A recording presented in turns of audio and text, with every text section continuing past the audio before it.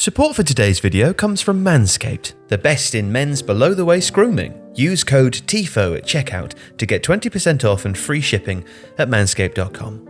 Football is a game of small margins. Over time, that realization has lent itself to increased focus on set pieces, with clubs across the world beginning to delegate more resources to improving their routines and analysis. FC Midtjylland of the Danish Superliga and Brentford of the Premier League, Matthew Benham's clubs, are well known for their emphasis on set pieces.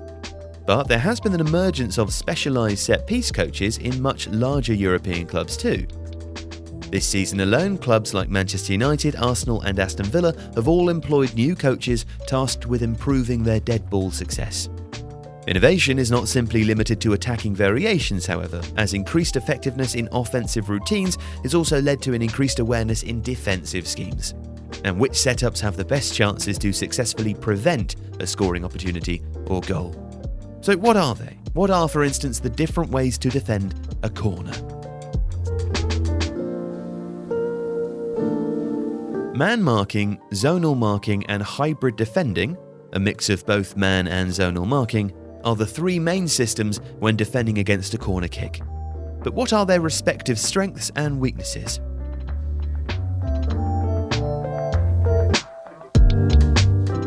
Perhaps the most traditional of the three systems, pure man-marking setups are becoming less common. Originally used due to the simplicity of implementing the system, more and more teams have found ways to exploit opponents who use man-marking defences on corners. In a man-marking setup, each defending player is tasked with marking an attacking player on the opposing team, and it becomes their responsibility to ensure that their marker is unable to make contact with the incoming corner, whether by out-jumping them or simply blocking off their route to the ball. Many managers favoured the accountability it places upon each of the defenders to do their jobs. Another benefit is that it allows for the defending team to tactically assign their best aerial players to mark the most dangerous aerial threats on the attacking team. For example, if the attacking team has a tall, powerful striker known for being a threat at set pieces, the defending team can then choose their best defender to mark them. Though this setup is still utilised by some clubs, increased attention to detail and smart corner routines have made these setups somewhat obsolete. By setting up their players in what is known as packs or stacks, attacking sides have found clever ways to gain an advantage over their markers. Defending players have a harder time maintaining close distances to their men and can be blocked off through various attacking routines which are designed to create space and separation. One other potential weakness is the lack of support if one player fails to do their job correctly and their marker is able to move freely in the box.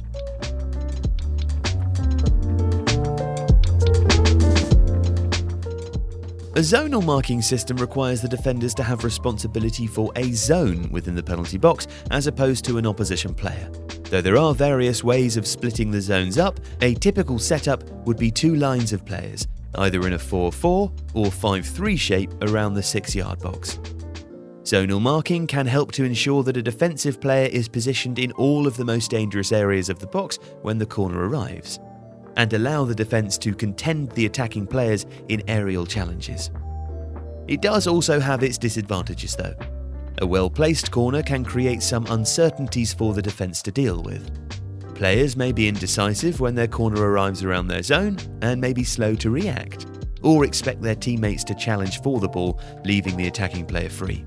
An alternative problem which may arise from the uncertainty is if multiple players from neighbouring zones contest for the ball at the same time and crash into each other, making it more difficult for clean contact on the ball. So the lack of defined responsibility can be a problem. Another weakness which may appear is when an attacking team is well prepared to face a zonal marking system. Teams have begun to take advantage of the fact that defenders have responsibility for certain zones by overloading them and creating situations where the attacking team outnumbers the defending team in the most dangerous areas.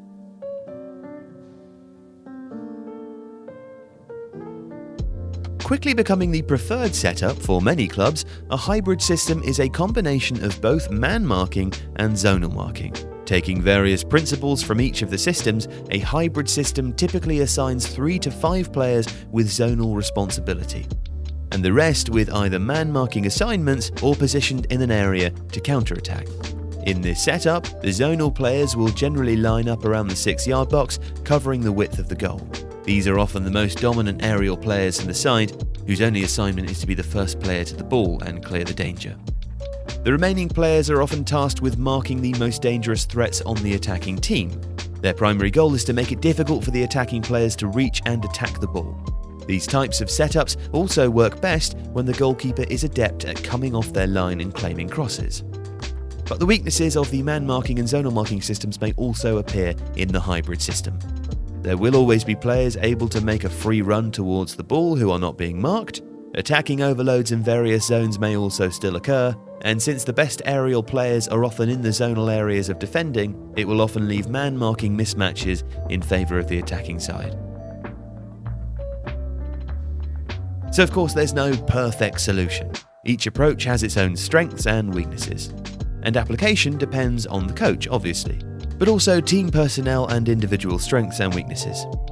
Preparation is obviously key too, because as set-piece innovation gathers pace, it's increasingly important for a team to know what they have to defend against. Today's video was sponsored by Manscaped, the best in men's below-the-waist grooming. See the Lawnmower 4.0. It features a cutting-edge ceramic blade to reduce those grooming accidents. Plus it's waterproof. There's also the Weed Whacker, Manscaped's nose and ear hair trimmer, providing proprietary skin-safe technology.